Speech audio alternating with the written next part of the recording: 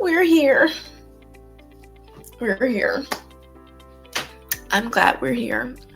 And we're going to do this. We are going to do this. We're going to cultivate happiness every day. So, yay! Here, hello. And if you're new to my YouTube channel, I want to say welcome.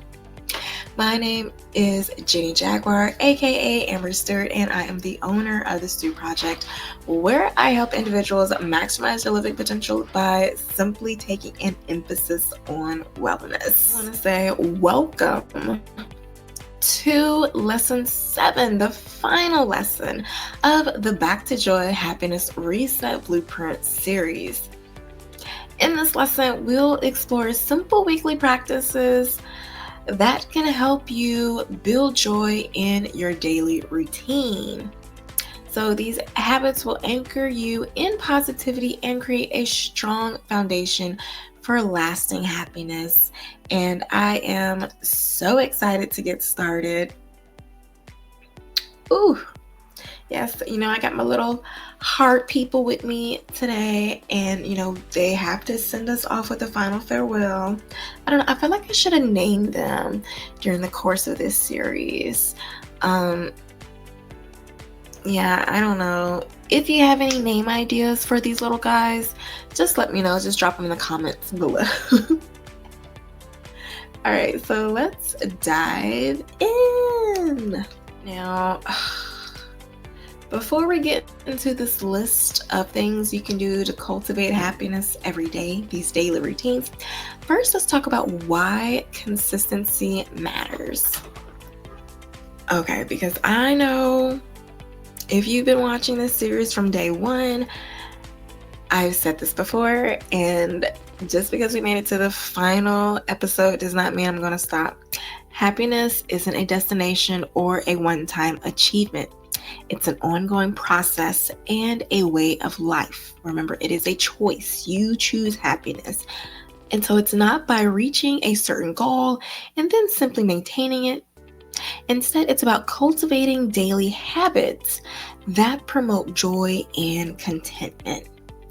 By consistently practicing small positive actions, you're essentially training your brain to focus on the good, building resilience, and making happiness a natural and instinctive part of your life. So, just as physical exercise strengthens your muscles, these joyful actions strengthen your capacity for happiness, making it easier to bounce back from setbacks and experience joy in everyday moments. So if you're one of those pessimistic people that's always focusing on the negative, that is always a little pessimistic when good things are coming in because you don't want to get your hopes up, these daily habits will help get you out of those habits so that you will be able to cultivate joy every day in the here and now, unapologetically. And so, by any means, don't think that this means you'll never experience sadness or hardship, because life inevitably brings challenges. But by developing these joy muscles, you'll be better equipped to navigate those difficulties and find moments of happiness even amidst adversity. So it's about creating a foundation of positivity and well-being that supports life's ups and downs. So we're gonna build our joy muscles,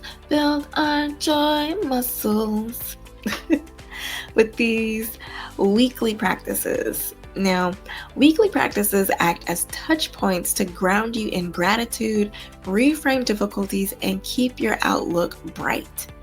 And let's now explore some simple yet impactful activities you can start this week. First one is human connection, because it is essential for happiness.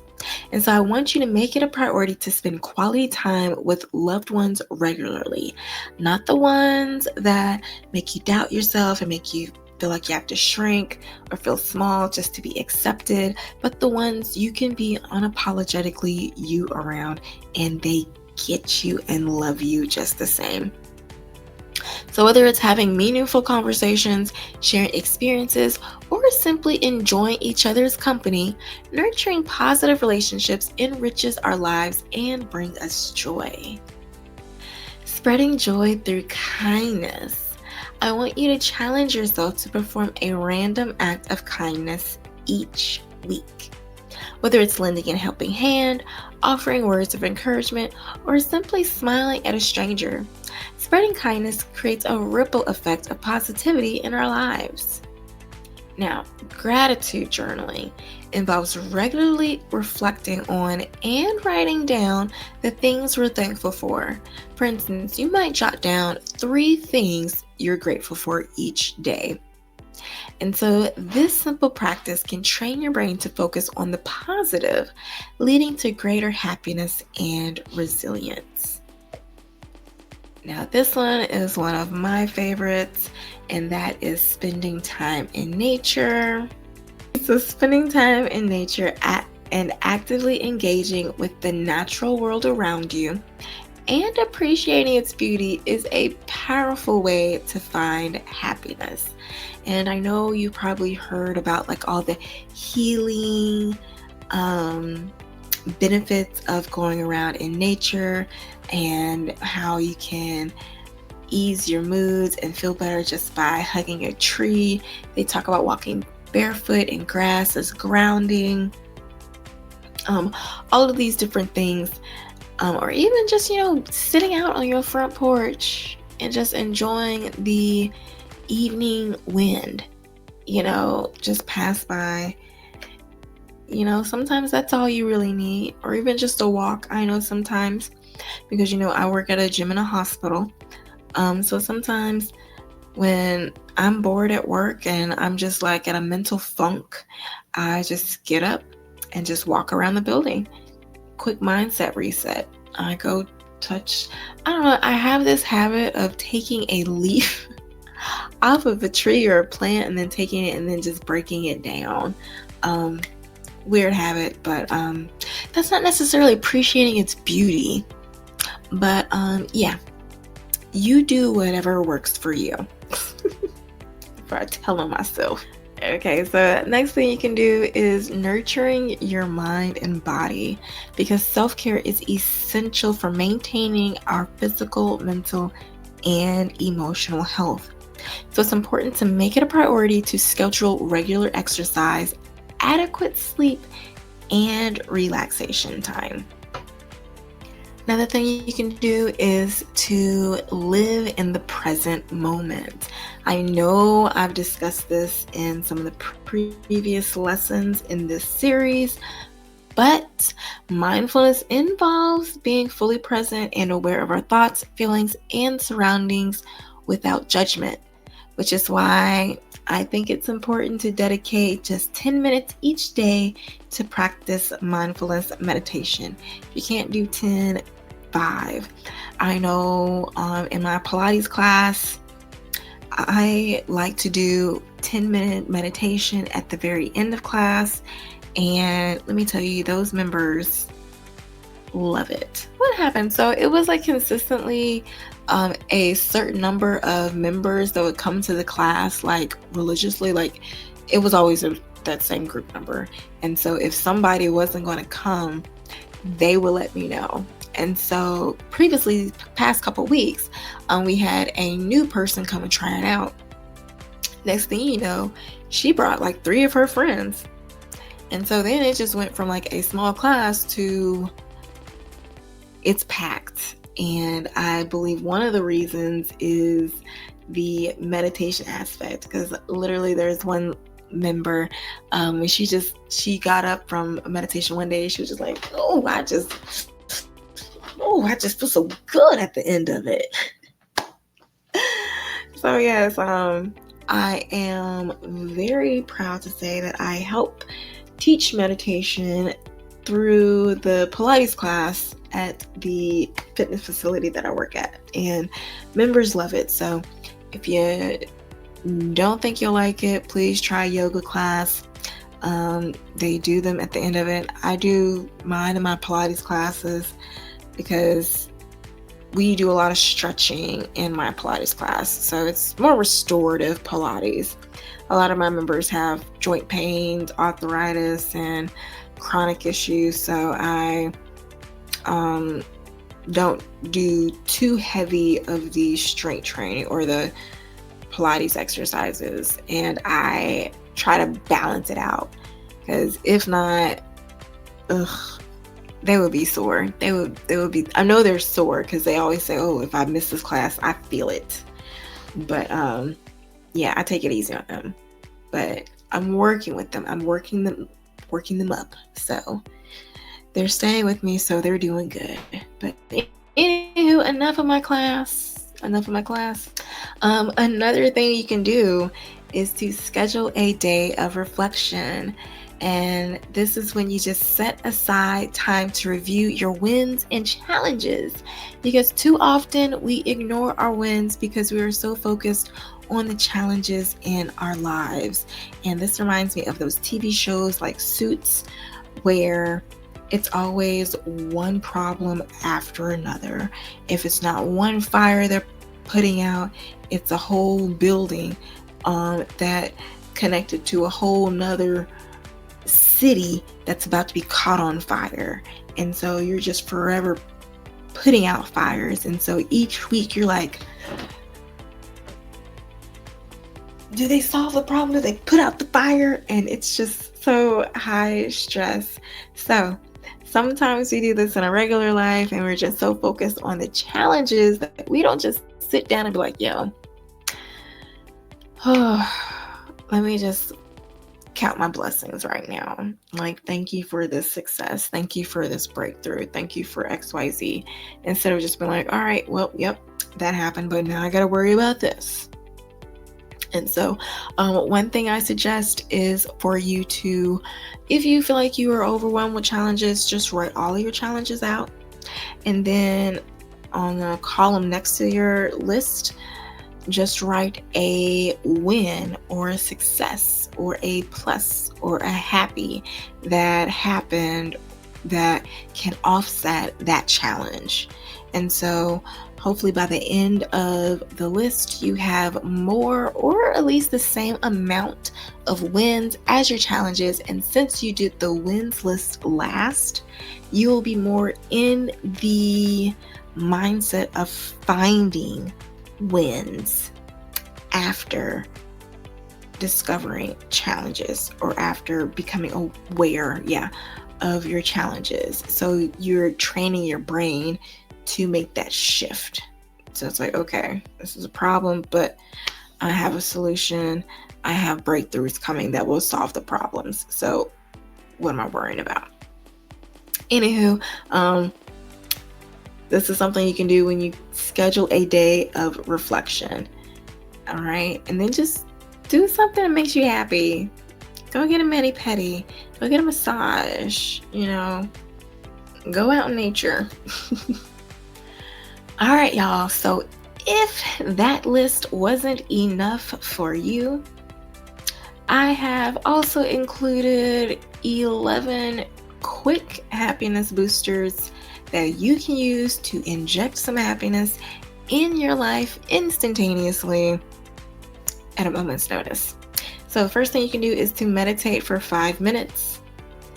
You can also do one random act of kindness. Unplug from technology for 1 hour a day. You can laugh.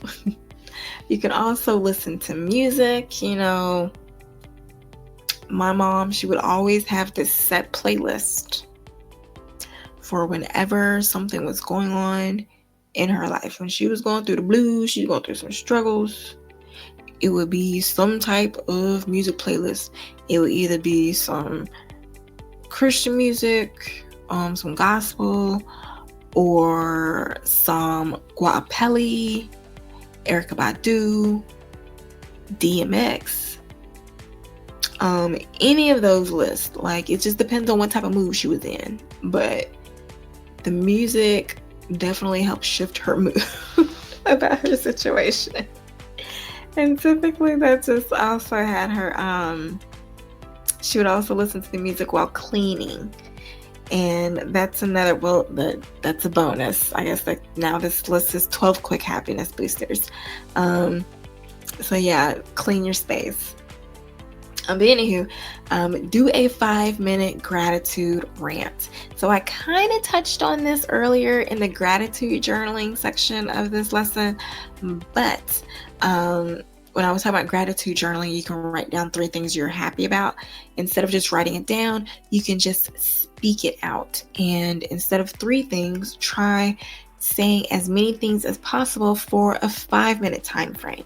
If you can't think of anything for 5 minutes, if that's too long for you, you can go for 1 minute, or until you're out of breath, or until you're out of ideas to be grateful for, or until your mood changes.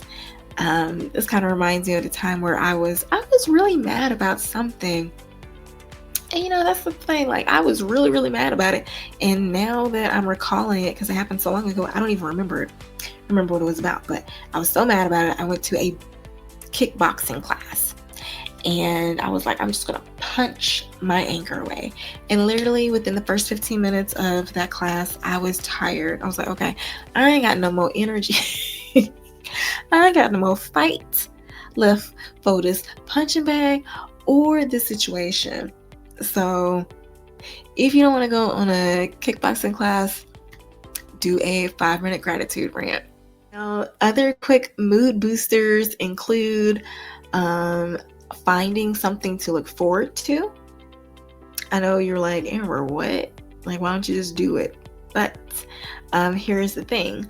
One study found that people who just thought about watching their favorite movie actually raised their endorphin levels by 27%. That's almost 30%, y'all. And so often the most enjoyable part of an activity is the anticipation. You just told you told a kid that you're going to go to the candy store, or you told your dog, like, hey, you want to go for a walk? You're going to have a treat. You know how excited they get? And so we're the same way. It's like you text your significant other, like, oh, you want to have sex tonight? Will they be excited to get home? Hell yes. So the same aspect. It's about the anticipation. And even if you can't take the time for a vacation right now, or even a night out with friends, put something on the calendar, even if it's a month or a year down the road.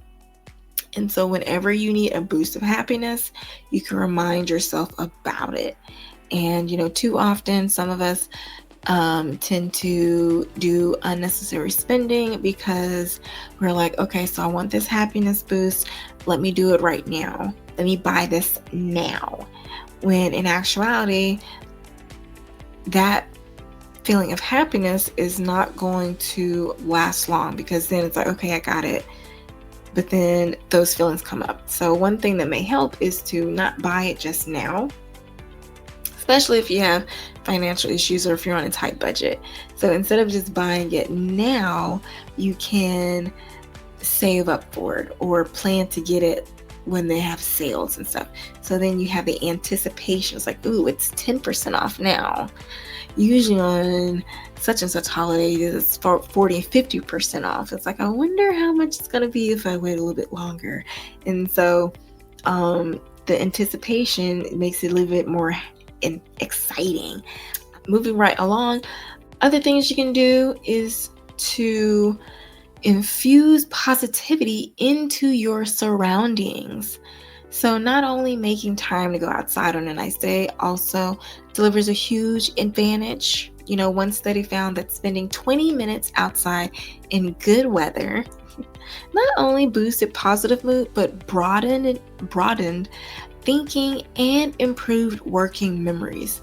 And so studies have shown that the less negativity we watch, specifically violent media, the happier we are. And to go along with this, if you live in a not rural, but a city town, not a city town, but like a busy downtown type area, like a city like New York or Seattle or somewhere where it's not a lot of greenery, where it's like trees. What's that? Where your dogs walk down the street on sidewalks. They don't necessarily go to parks. Like, you just poop on a sidewalk, you poop on concrete. So your dog may not like grass or whatever. Those type of places. This is why it's important to maybe have plants inside your place, because just the greenery, helps you connect with nature, and so that helps with the mood. Look it up. There's like a lot of healing benefits and mental emotional benefits of plants and stuff. Another thing, I know we kind of touched on this when I was talking about kickboxing, but exercise is another quick happiness booster. I know you freaking lying, because that shit be hurting. But anywho, I'll tell you this. Via a research study done by the Happiness Advantage on the benefits of exercise on individuals suffering from depression now. After just 4 months, all 3 groups experienced similar improvements in happiness. And so the very fact that exercise proved just as helpful as antidepressants is remarkable. But the story doesn't end here. The groups were then tested 6 months later to assess their relapse rate. So if you're still following me, there was a research done by Happiness Advantage, and they had a group that just took medication, and then they had a group that just exercised. And so I think they also had a group that did medication and exercise. But so the groups were tested 6 months later to assess their relapse rate. And it says of those who had taken the medication alone, 38% has slipped back into depression. Those in the combination group were doing only slightly better, with a 31% relapse rate.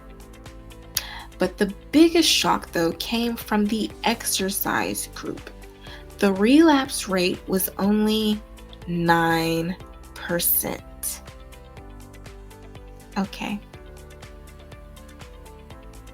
Just gonna let that sink in. 9%. Okay. Other things you can do is to spend money. It's important that you spend money, but not on stuff. And so when researchers interviewed more than 150 people about their recent purchases, they found that money spent on activities such as concerts or group dinners out brought far more pleasure than material purchases like shoes, televisions, or expensive watches. So spending money on other people, called pro-social spending, also boosts happiness in the same aspect. So the last thing you can do in this 11 quick happiness boosters list, which was turned into the 12th one, if you can still remember what it was.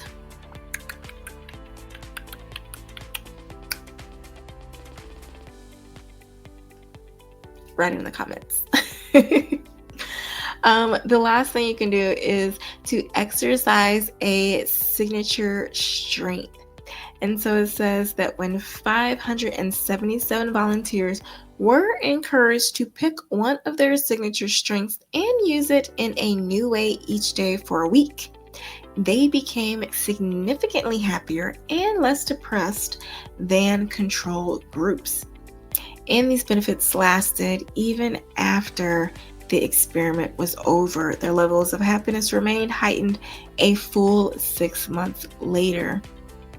And I'm not talking about your signature workouts, but I'm talking about like the things that you're good at, such as doing people's hair, creating arts and crafts for kids, putting on plays, cooking for friends and family members, hosting gatherings for your church members, things like that.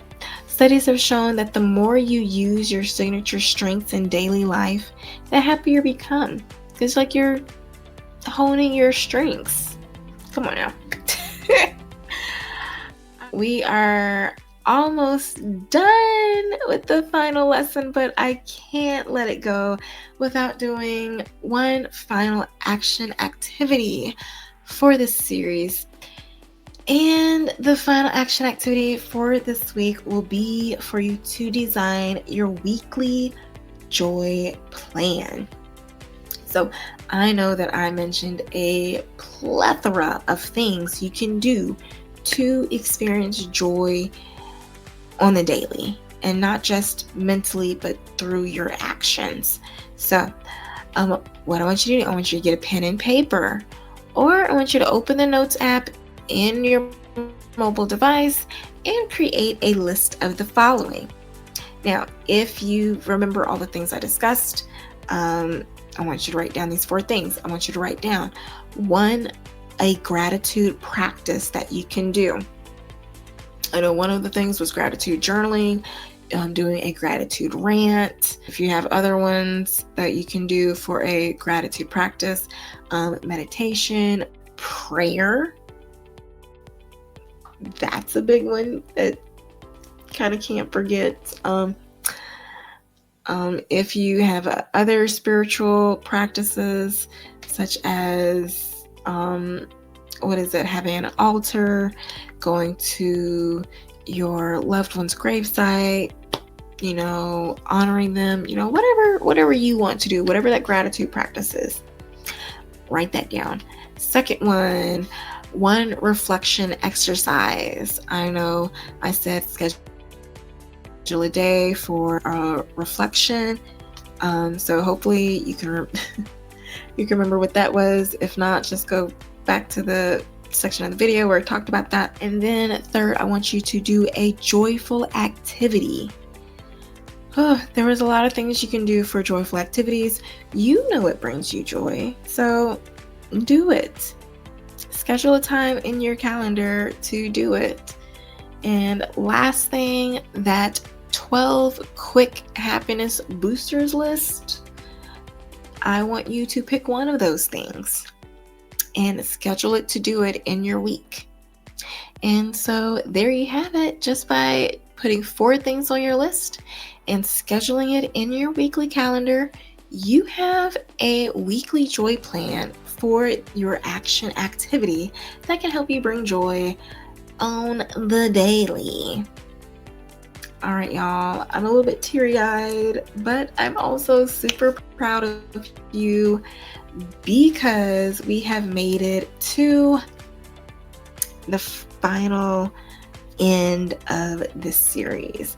I just want to say great work today. And you know what? Congratulations. Yes, I'm going to put the little people away. Congratulations. What a journey it's been, full of reflection, growth, and realignment after that hiatus. But, it was still filled with joy. Well, at least for my end. I hope you enjoyed it. So we did cover a lot in this series, from peeling back the layers of happiness to building powerful daily and weekly practices. You've equipped yourself with tools that foster lasting joy.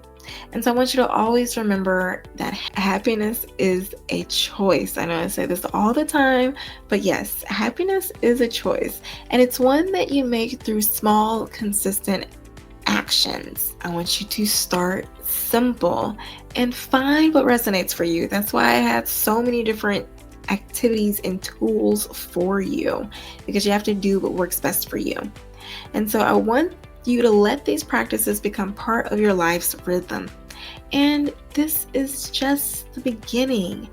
And in my upcoming series, we'll go even deeper, exploring transformative power of mindfulness, aligning your inner world through energy balance, and building unwavering resilience in the face of life's challenges. And I can't wait to walk that path with you. And so give me a few weeks for me to get that geared up and get that rolling. So we'll probably just do the weekly dose of wellness for a few weeks. until then. So you'll get a break from me twice a week. But I just want to say thank you so much for being here. I'm so proud and how far, not only you, but how far we've come in this series. So if my Back to Joy Reset Blueprint series has supported you, don't forget to like, share, and subscribe for more tools to help you reset and rise into joy, one beautiful step at a time. Thank you so much, and I will see you next time.